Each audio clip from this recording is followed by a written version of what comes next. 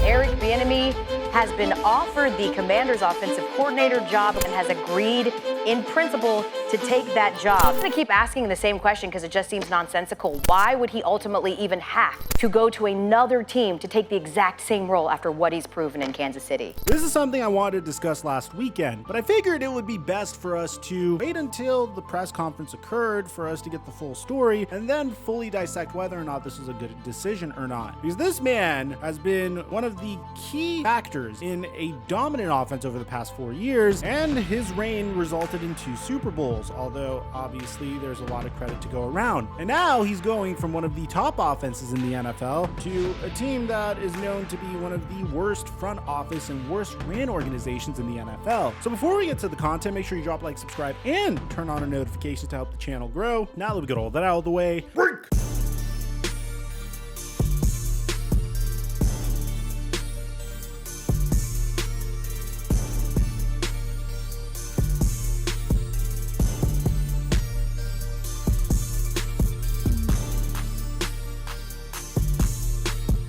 Mic check 1 2 1 2. What's going on, everybody? There's no individual that has been more polarizing as a coach through no fault of his own than Eric Bieniemy. On one hand, he is the only offensive coordinator that Patrick Mahomes had since the Patrick Mahomes era began for the Kansas City Chiefs. At the same time, you would think that if Matt Nagy was able to get a job after being the offensive coordinator for the Kansas City Chiefs from 2016 to 2017, if Doug Peterson was able to get a job easily after being the Chiefs offensive coordinator from 2013 to 2015, if DeMeco Ryans, who was the defensive coordinator of the San Francisco 49ers from 2021 to 2022, could easily get a head coaching job with the Houston Texans this past offseason, one would assume that the man that is responsible or partially responsible for one of the most prolific offenses in the entire NFL would have the same opportunity to potentially become a head coach in the NFL. What's strange about this situation is it just hasn't shook out that way. There's a number of theories why. One theory obviously includes Eric Bieniemy's race. Another theory is the fact that when you are the offensive coordinator of the Kansas City Chiefs and the head coach is known to be one of the most brilliant offensive geniuses in NFL history and also has called the plays throughout that entire tenure, one could ponder how much you actually contributed to the success of that offense. Another is there's been rumors about Eric Bieniemy not necessarily being the greatest interview. There's been a lot of rumors about this guy. Last offseason, we even had this one article come up about Eric Bieniemy and Patrick Mahomes not really getting along with one another. I don't necessarily know how credible it is, but we do have a video on that should you want to go check it out from like one really sketchy source. In any case, I don't think there's a coordinator that has had a more controversial tenure than Eric Bieniemy. I mean, if there's one human being that absolutely loathes Eric Bieniemy, it's future NFL Hall of Fame running back LeSean McCoy, who had this to say about Eric Bieniemy recently. What's his value? What makes him a good offensive coordinator? See, the problem is a lot of these people that go on social media, oh, he should be the guy for the job. They haven't played there. They're not in the locker room. When the plays are designed, that's Andy Reid. But when I asked about Eric Bieniemy, what makes him good? But he has no real responsibility.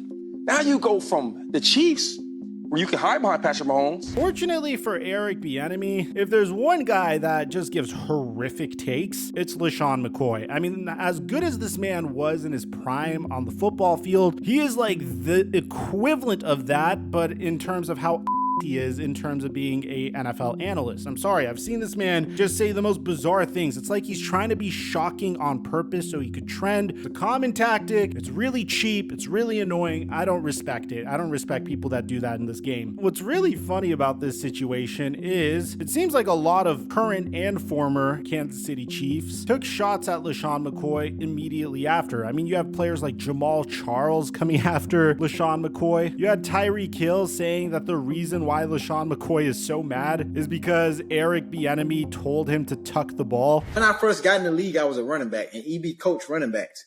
You feel me? So, like, he made me understand who I was as a player And to him, it's bigger than football. You have to also bear in mind, LeSean McCoy was with the Kansas City Chiefs for the 2019 season, and then he went to the Tampa Bay Buccaneers for the 2020 season. At this point, he was like an afterthought in the rushing game. I mean, he wasn't really utilized very much. Maybe he's disappointed about that. He had 101 attempts. He had 4.6 yards per carry for 465 total rushing yards. He wasn't utilized very much. I'm assuming he was brought in because there's familiarity with Andy Reid for some running back depth. Same reason why the Kansas City Chiefs brought in Le'Veon Bell later on, which Le'Veon Bell got really mad at Andy Reid for his role in the offense, if that's any consolation. These running backs could have potentially been very bitter about the fact that they weren't utilized as much as they should have, and it could have been during a time that they had to come to grips with the fact that their career was closer to being over than it was starting. LeSean McCoy wasn't in his prime anymore. He wasn't being utilized as such. It could be a tough pill to swallow when you're just 2 seasons removed from a 1,100-yard rushing season. The reason why so many people are talking about Eric Bieniemy is he recently made a very bold move, and some people are thinking it's genius, some people think it's absurd, some people think it's a horrific mistake, and we're here to dissect which one of those it truly is. Eric Bieniemy is leaving the comfortable confines of the Kansas City Chiefs and Patrick Mahomes and Andy Reid, which is essentially a lock to make it to the AFC Championship each and every year, to go to a team that could result in a horrific disaster. Now, I want to let you know that it just sounds like this on paper because there's a lot of unknowns in this job. There's nothing safe about the gig that Eric Bieniemy is taking. He took a job with the Washington Commanders as the offensive coordinator / assistant coach, and is going from Patrick Mahomes to Sam Howell as his quarterback. But it's not like his team is horrible. This is a team that has a completely redone wide receiver core. You have Jahan Dotson, you have Terry McLaurin, who looks like an absolute stud. Their running backs look fairly solid. Brian Robinson, J.D. McKissick is one of the best pass-catching backs in the entire NFL. Antonio Gibson is a fairly solid player as well. Logan Thomas has some good games as a tight end. I mean, there's a lot of potential here. Point being that it is definitely a risk. One could assume that the reason that Bieniemy is taking this risk is to convey to the entire world that he's not being carried by the Kansas City Chiefs. He's actually a pretty damn good coach, which is terrifying because one would assume that if you do stay as the offensive coordinator of the Kansas City Chiefs and you're consistently going to the AFC Championship at some point or another, you would think that he would get hired, right? I guess that hasn't been the case, and that's why he's resorting to the situation that he's in. So as a result of this, you're seeing a lot more players talking about Eric Bieniemy, including Eric Bieniemy himself clapping back at LeSean McCoy by saying this.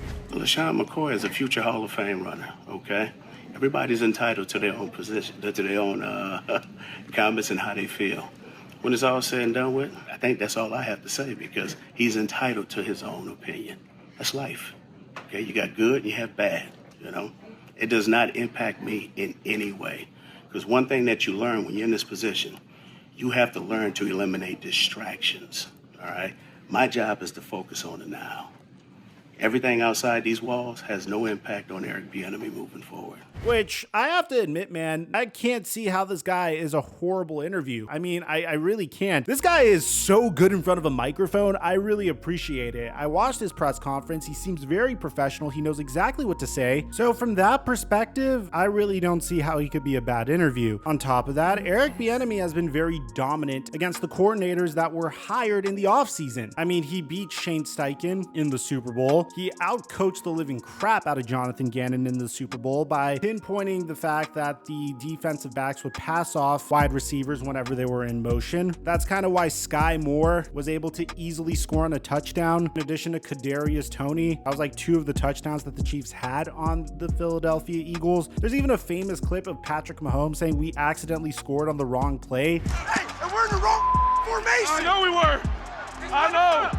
That's why I went the motion to run. And this is something that Eric Bieniemy is credited with discovering in the Philadelphia Eagles defense, which is even more impressive because the Eagles apparently brought in Vic Fangio to help them out over the past 2 weeks to beat the Kansas City Chiefs, and clearly that didn't work. But you also had Patrick Mahomes defending him, which I don't know if this is a testament to Patrick Mahomes' professionalism. I don't know if this is just something that you could do to put the entire situation to bed about the rumor video we made last year, but he had this to say. There should be no questions on how great of a man / coach coach Coach Bieniemy is. His leadership has a direct impact on the player/person I am today. 10 plus years learning under one of the greatest coaches of all time, and I cannot wait for him to continue to prove doubters wrong. That's a hell of an endorsement from the man that is considered to be the face of the NFL now that Tom Brady has retired. So if that's the case, why isn't he a head coach? Again, I'm assuming there are some institutions that would like to see him get out of the Kansas City Chiefs shadow. A lot of people may understand how coaching goes down with the Kansas City Chiefs. Maybe they feel like Andy Reid is mainly calling a lot of those shots. At the same time, there's a lot of offensive coordinators that seem significantly more underqualified that have gotten jobs this year. No offense to Jonathan Gannon, I'm not necessarily sold on him as a coach. I feel like he really got carried by a ferocious pass rush and wasn't able to properly adjust in the Super Bowl in a situation that he should have easily adapted to. I don't necessarily blame him for leaving and taking the Arizona Cardinals job, but the Arizona Cardinals job wasn't necessarily a very coveted job either. At the end of the day, do I think this is a horrific mistake? I'm not necessarily sure because I see the logic here. If Eric Bieniemy is able to go to the Washington Commanders and turn that offense into a top 10 offense or even a top 5 offense, especially with Sam Howell under center, which by the way is very possible. There isn't a lot of tape out there on Sam Howell, then that could definitely leapfrog this human into the conversation for head coach. And at that point, if he's not considered for head coach, I'd have a problem with it. So let me know in the comment section down below what do you guys think about all this. Do you think Eric Bieniemy made a horrific mistake? Aside from that, I'm your boy Mike. I'm dropping our mic until our next upload.